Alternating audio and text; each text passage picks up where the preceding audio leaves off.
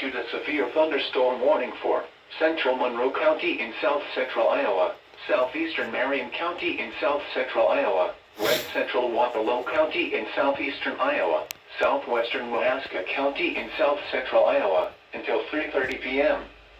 At 2:44 p.m., a severe thunderstorm was located 5 miles east of Melrose, or 7 miles west of Albia, moving northeast at 40 miles per hour.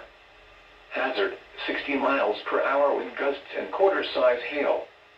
This is a radar-indicated threat. The following impacts are expected. Hail damage to vehicles is expected. Expect wind damage to roofs, siding, and trees. Locations impacted include Albia, Edaville, Lovilla, Bossy, Hamilton, and Melrose.